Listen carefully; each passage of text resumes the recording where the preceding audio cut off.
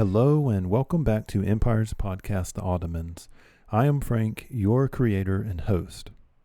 I'd like to let everyone know that the podcast does have an official YouTube channel. Don't worry, it's not simply rehashed content thrown up. I've created short videos on all subjects touching upon the Ottoman Empire. For instance, did you know that the Ottoman Empire stepped in and helped out the Irish during the Great Famine?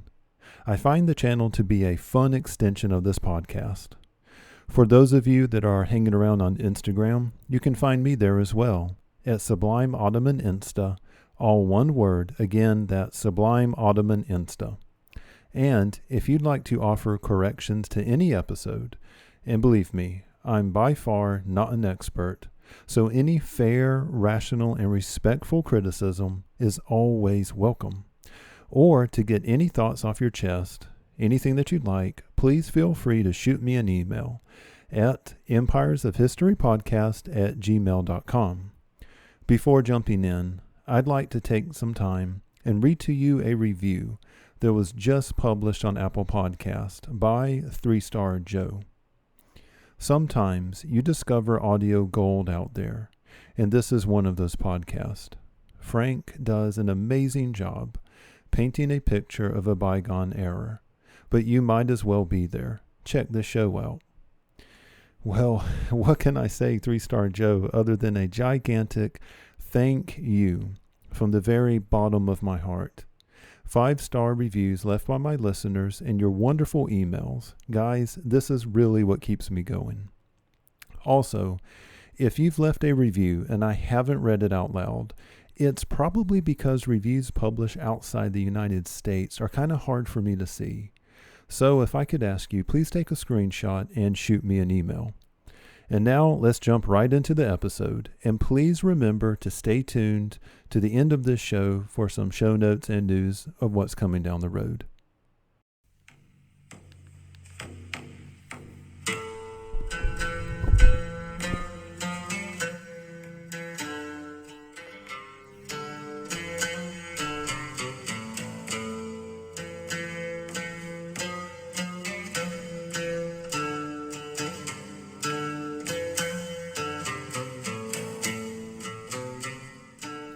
Pacifying Anatolia, Second Siege of Thessalonica, setting the stage for the Crusade of Varna, Episode 19.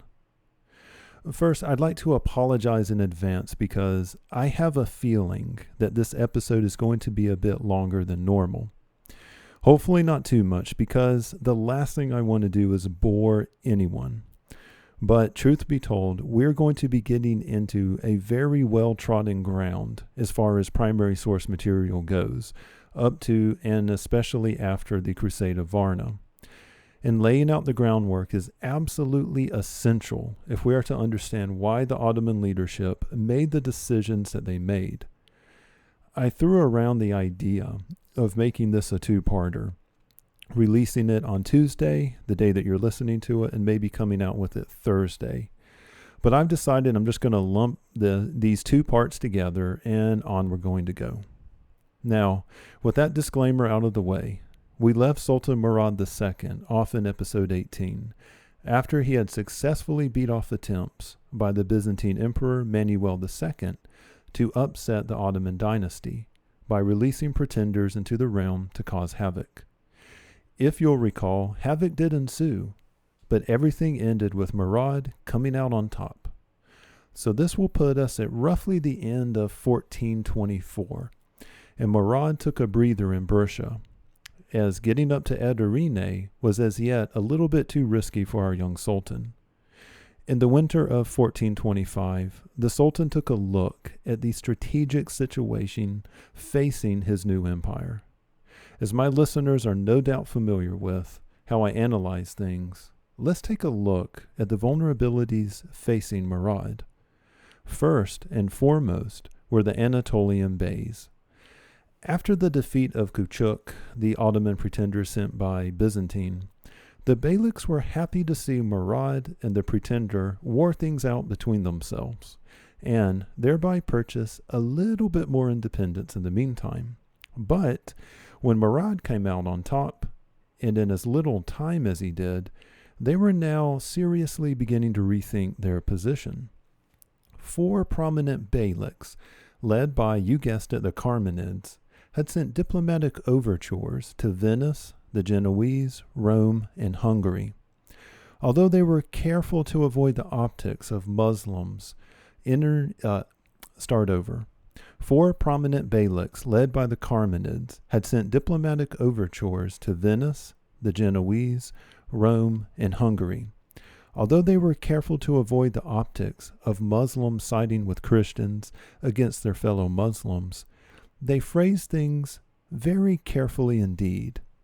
After looking at some of the diplomatic exchanges, and really what I mean here are the letters sent here and there between third parties, the conversations between the Anatolian Beys and the Christian powers went something like this.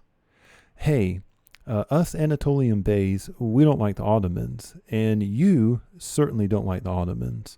But since they're fellow Muslims, we can't openly declare an alliance for Venice or Hungary, or, Lord forbid, join a crusade against them. But if you Christian powers were to, invade the Ottoman Balkans, why, wouldn't it be funny if we just happened to attack them in Anatolia at exactly the same time? Funny how that would work out, wouldn't it? Another factor, and that was the Germanids were growing in power. After the reemergence of a successor to Tamerlane in Persia, the Germinyanid Bey was cutting deals with the Mamluks of Egypt to his south, left, and right, and he was constantly agitating the Beys to rise up against the Ottoman dynasty. The second vulnerability faced by Murad was a thorny issue of succession. With the horror of the Ottoman civil wars after the defeat of Bayezid, which I covered in the Ottoman Interregnum, Episode 13, there was serious talk amongst the Islamic scholars about how best do we avoid such infighting and bloodshed in the future. It wasn't so much the bloodshed that upset them, but the power brokers in the economic and religious world that was the Ottoman sphere. They wanted order above all, order to conduct trade and business, in order to establish religious schools, courts, academics. And without stability, the vital cog in this machine, the Islamic charities, which even today are mighty and powerful, couldn't thrive and pay for everything. It had seemed like every single sultan had either gotten lucky, as in the case of Orhan and Murad I, or now had come out on top of a bloody 2 men enter, 1 man leave Thunderdome kind of situation. Turkish tradition seemed to not frown upon civil wars, so it wasn't a big help. After all, God picks the winner. But the Ottoman state was now large, in all caps. It was complicated, but in so many other ways extremely fragile. There was growing talk now amongst the Ottoman statesmen and religious scholars on what exactly could be done to prevent such messiness in the future. From all this talk, gradually under Murad II, and then eventually solidified under his son and future Sultan Mehmed II, emerged what we call the Iron Law of Fratricide, whereby when a new sultan was proclaimed by his father, upon said father's death, that son would automatically become the sultan, and all the living male relatives of the House of Ottoman that the empire could get its hands on would be put to death. That way, there'd be just one guy to head the House of Ottoman. Problem solved. I bring this up and place it under the vulnerability portion of our T-chart, because the question of who would succeed not only Murad II, but every single sultan thereafter would become an unstabilizing variable, and one that really wouldn't get itself sorted out until the 1700s. Third were the Christian powers to the empire's geographic west. The Civil War period had brought to Europe a reprieve from the meat grinder of Christendom that was the Ottoman Empire. Even Byzantine had managed to cobble some land here and there and better provide security for the city of Constantinople. However, with Murad II's defeat of Kachuk, the Christian powers were now sitting up and getting worried. Things were looking like, for the first time in over 25 years, that the Ottoman Empire was going to start turning outside of itself and once more become the threat it had under Bayezid. One continuing problem facing the Christian West was that each dukedom, kingdom, or petty empire were faced by both their internal issues and conflicting realms of interest outside their borders. However, by 1424, things looked to be aligning finally for the West. Venice had interests in the eastern Mediterranean, with its various trading posts and colonies spread out and connected via their naval supremacy. Although in competition with the Genoese, they were now working closely together to ferry Byzantine troops here and there in an effort to weaken the Ottomans. The Byzantines, ever masters of diplomacy and intrigue, were constantly spreading bribes around, rumors, sharing intelligence on Ottoman movements, and the emperor was screaming at the tops of his lungs for anyone to hear him that another crusade was needed to check future Ottoman advances. Hungary, a major power up in the Balkans, had enjoyed the benefit of one competent king after another, and I promise to jump more into the subject of those competent kings, generals, and leaders. But suffice it to say for now that Hungary had institutional memories dating back to the Crusade of Nicopolis, and had been smarting for a second go at the Ottomans ever since. Not just that, but the King of Hungary could field massive armies, the kind of formations that if the main Ottoman contingent in the Balkans broke, they could see their gains all rolled back. Wallachia, directly north of Bulgaria, had been brought in as an Ottoman vassal by Mehmed, yet they had managed to shake off the Ottomans while Murad was fighting the pretenders. Along with the despot of Serbia, who was something of a local strongman, it looked like the two countries would fully throw off the Ottoman yoke, and soon if a dedicated campaign wasn't launched to reestablish Ottoman control. To complicate matters, the further the Ottomans pushed into Europe, the more of a strategic threat they were perceived by Hungary, Poland, the Holy Roman Empire, and the burgeoning Russian state further north. This would become a reoccurring theme moving forward into Murad II's son's reign, Mehmed II, and his future campaigns into the Balkans. But all of that and their strategic analysis for later episodes. At this point, the major powers, Hungary, Rome, Byzantine, and Poland, were all looking at Serbia and Wallachia as a good place to stop the Ottomans.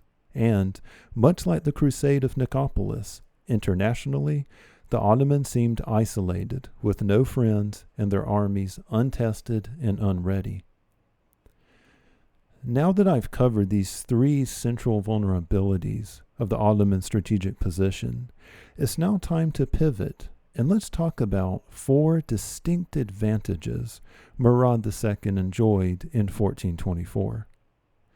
First, you could say that the Anatolian Beys were disloyal, independent-minded, and always chancing for any opportunity to peel away from the Ottomans, but at the same time, they were disloyal and independently minded.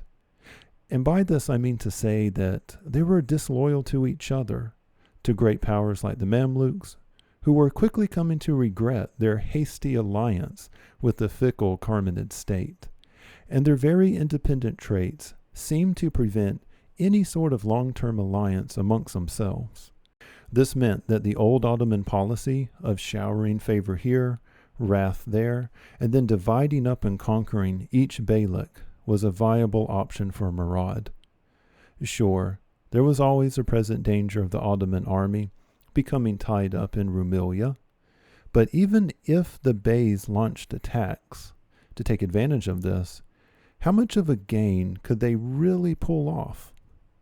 Each bey could only draw on his own teeny sliver of land for men and material, with the exception of the Germanids, and this meant that a long-term, manpower-intensive, logistically hungry operation that would be needed to tackle the Ottomans simply wasn't within their grasp. Second was the growing core of professional soldiers the Sultan could muster. First and foremost the Janissaries, Sapihas, but also a multitude of technical soldiers specializing in cannons, foundry, armory, logistics, assaults, and sieges. Not to mention the countless, numerous, multiple hordes of warlord Ghazis and wandering Islamic soldiers of fortunes. Not only that, but the Ottomans enjoyed what we today would call a general staff of full-time, dedicated men who would wear the ranks of Pasha, Vizier, and Orta, who composed the true leadership of the Ottoman military, men of intelligence and ambition. This core of leadership was provided by formerly Christian families whom had converted to Islam under Sultan Murad I and came predominantly from the Balkans. Men with no ties to Anatolia and who owed their entire allegiance to the House of Osman. In between campaigns, this hardcore group of officers would often meet to discuss, hey, what went wrong, what went right, and what can we do next time concerning the previous campaign. They would collect intelligence and build networks, and generally improve the absolute efficiency of the Ottoman military's training, logistics, planning, and operational abilities. This sharpening of the lance, so to speak, would put into Murad II's hands, and later his son Mehmed, a tool of warfare not seen since the legions of ancient Rome. So yes, we can definitely count his army in his prose kit. Third was the sheer amount of resources the Sultan could bring to bear upon any problem. From the western holdings in Europe would come men and taxes. From the east, yet more men, primarily cavalry, administrators, and political and religious clout. After his father Mehmed had wrapped up the civil wars, and during his 8 years as Sultan, his centralizing reforms, the putting down of the Bedreddin revolt, reorganizing Rumelia, and streamlining the overall mastery of the tax collection system, had meant that the bones of an economic miracle, think the rebound of Germany and Japan after the Second World Wars, was in place. All that was needed was a few years of calm, and the cities, towns, and trade networks could flourish, come to life, and provide Murad with a steady stream of income and all the other benefits of a booming economy. The Ottoman dynasty had awarded high titles and positions to efficient individuals who organized every town, village, port, and city under Ottoman control, so that no individual went without a job to do, and a job that could easily translate into military service should the muster sound, and jobs that all worked together to either increase trade and thereby the tax base, or bolster the military.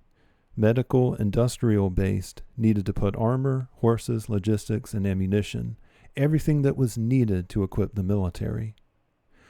On top of this, the empire was becoming a big place, with an estimated population, if we count territories directly under the Sultan's thumb. We're looking at some 3 to 5 million, depending on how you count the numbers. Compare this to the very large, geographically speaking, yet politically fractured Holy Roman Empire that had a population at this time of some 10 million. Fourth and last was the political and religious clout that the institution of Sultanate under the House of Osman was attracting.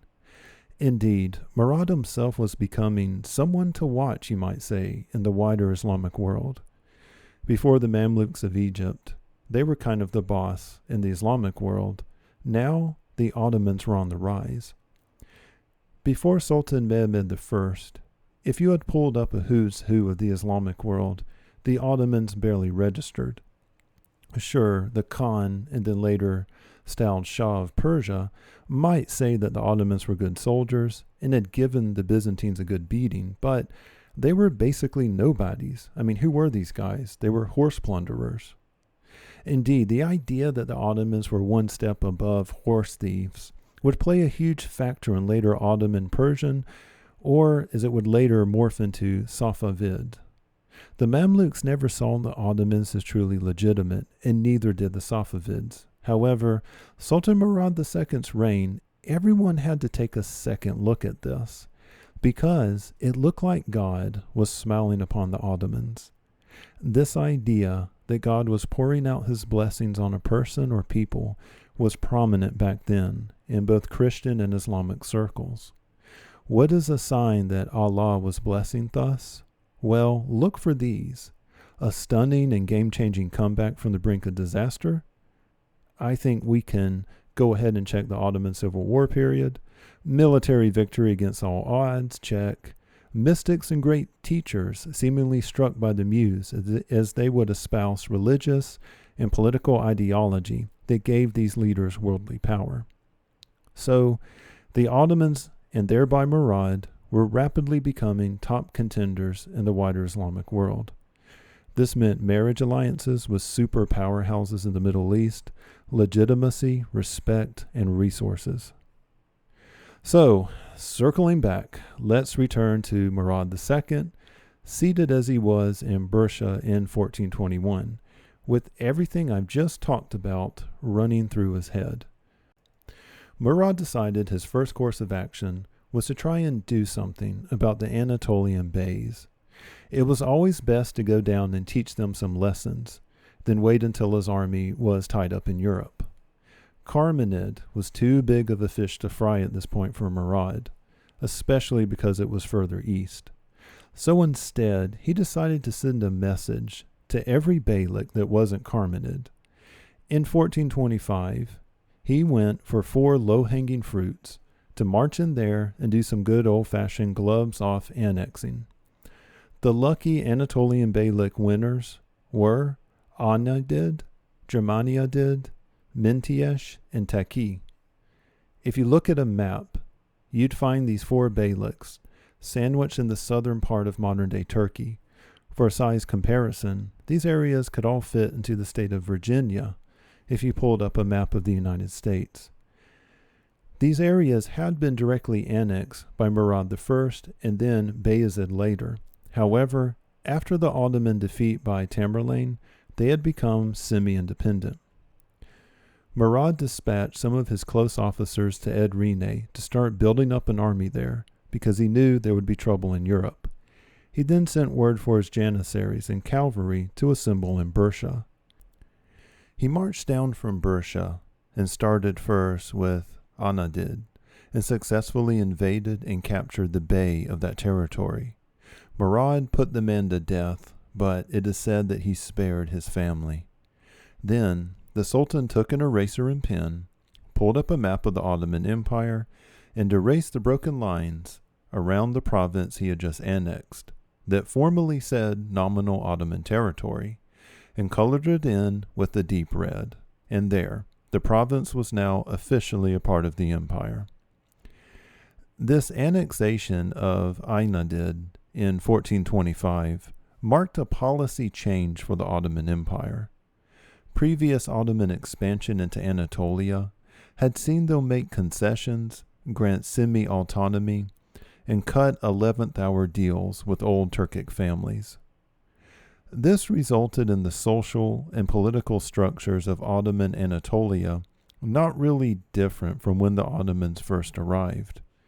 This or that beylik would, quote, join the empire, but really it was more of an agreement to hang out with the Ottomans for the good times, and when the bad times were a-comin', they would maximize their, quote, semi-independent status and leave the House of Osman in the lurch. Now, contrast this sharply with Ottoman policy as they expanded into Europe, where entire kingdoms, dukedoms, fiefdoms, various medieval entities, along with their complex systems involving political, religious, societal, all these organizations would be swept away, making room for the new Ottoman order. And now that Aydinid had forcibly been invaded, annexed, and I'm sorry about my mispronunciation, I just want to throw that out there, but there's like 3 different versions of how this is spelled and 2 different versions on how to pronounce it, so my apologies. But the aforesaid province was annexed and its social and familial institutions were crushed, Murad II signaled to the rest of the Beys that it was time to either get on board with the Ottomans now or face a humiliating battle in the future, one of which they were going to lose. Either way, the new Ottoman social and political order was a-comin', like it or not. Sultan Bayezid had attempted something like this during his reign before the disastrous defeat at the Battle of Ankara, and we covered his bloody campaigns in Episode 10, Part 2, A Crusade Dies at Nicopolis. However, Bayezid never had time to consolidate his holdings, and more importantly, the leaders of these beys had simply fled or cut last-minute deals that allowed them to simply wait Bayezid out. I'm not going to go through a 5-episode casting of Murad's campaigns to bring the Beyliks into the empire, the 4 remaining ones that is. Let's just suffice it to say that by the end of 1427, the Beyliks just mentioned were now fully 100% annexed into Ottoman territory. The year was now 1428. The immediate threat of the Turkish Beys had been contained. The Germanids were still out there, doing who knows what, but they were sufficiently far away that the Ottomans didn't think they needed to really worry about them. Not yet, anyway. Murad II decided, while he was still having his army and administrative structure rebuilt in Rumelia, that the time had now come to secure the approaches to Gallipoli. The city of Constantinople was becoming isolated for sure, but there were worries that a sufficiently strong naval force that set out from the Greek city of Thessalonica could force the channel entrance and thereby jeopardize the Ottoman monopoly of the Dardanelles. The city of Thessalonica had originally been captured by Bayezid, and it sat on a strategically important peninsula that was vital to trade for both the Ottomans and the Venetians. After Bayezid's defeat, the city of Thessalonica threw off the Ottoman garrison and joined the legions of cities that passed from Ottoman hands into their enemies. So, in 1430, Sultan Murad II decided that a good, small-scale campaign to besiege and capture Thessalonica was in order. If he moved fast enough, the Christian powers wouldn't be able to stop him. His men could get some really good practice on siege warfare for when the real showdown with Constantinople, which was bound to happen one day or another.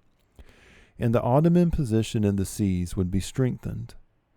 Events, as we shall see, quickly played out in ways far removed from the limited campaign Murad foresaw, because when he begun the siege, the Sultan had no idea that years later it would lead directly to what history has called the Crusade of Varna, and perhaps one of the Ottomans' greatest triumphs.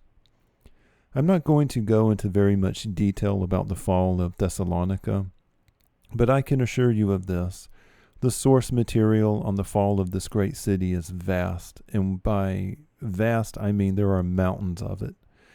I'm just going to say that as soon as it fell, it began to spur the European powers to start talking about another crusade.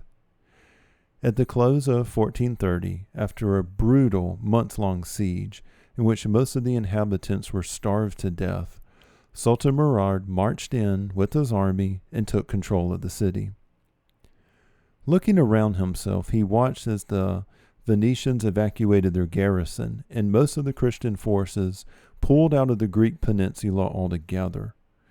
With the fall of Thessalonica, Murad decided to exploit the weaknesses in the Greek peninsula, and he successfully added yet more territory to the Ottoman Empire.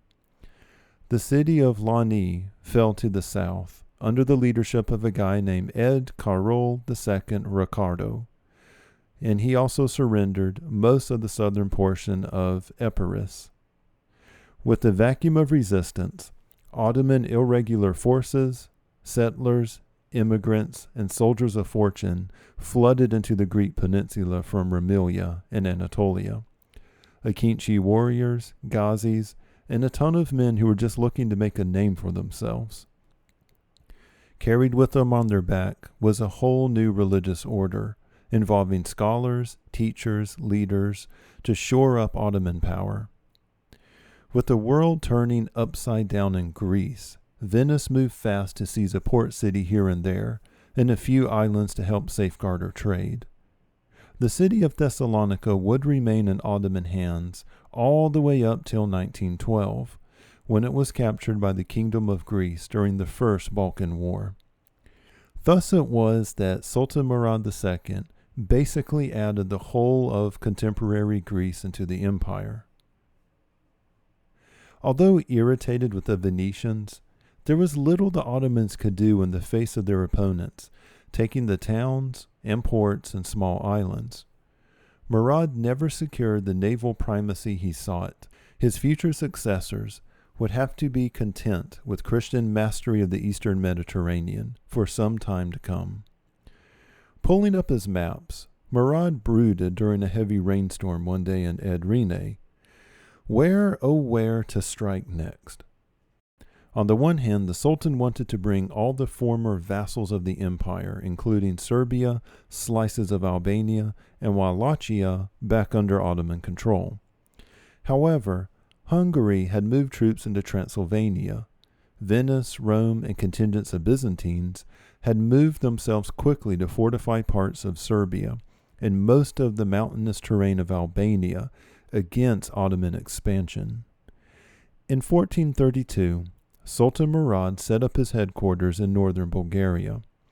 From there he kept his contingents of janissaries and other full-time troops still down at Aydinid, training and gathering supplies.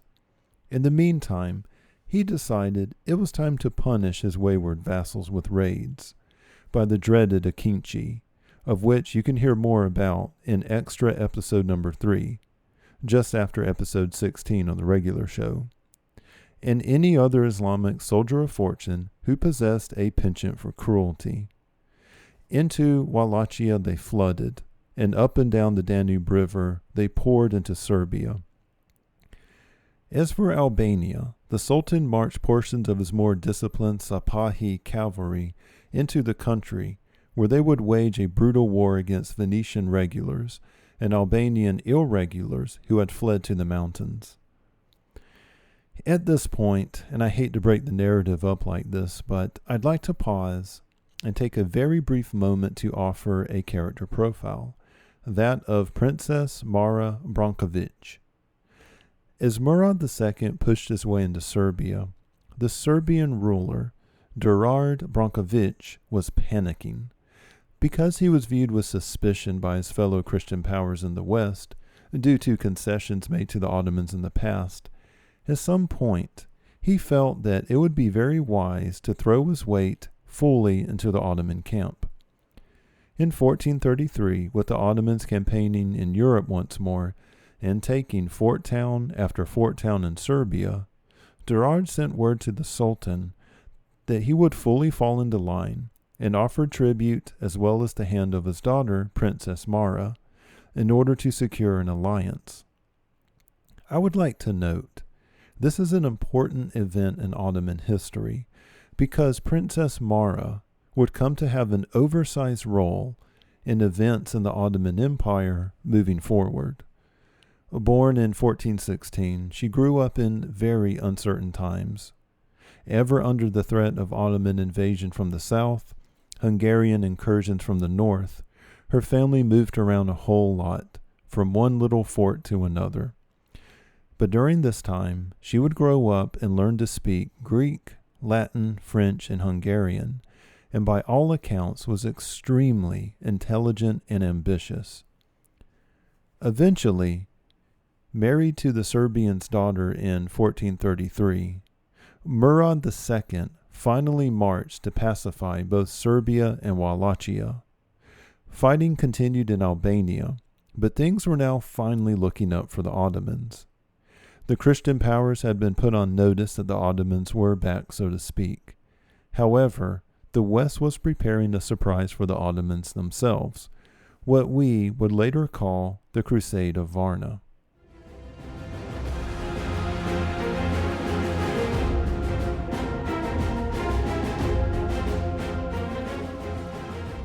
thank you so much for stopping by.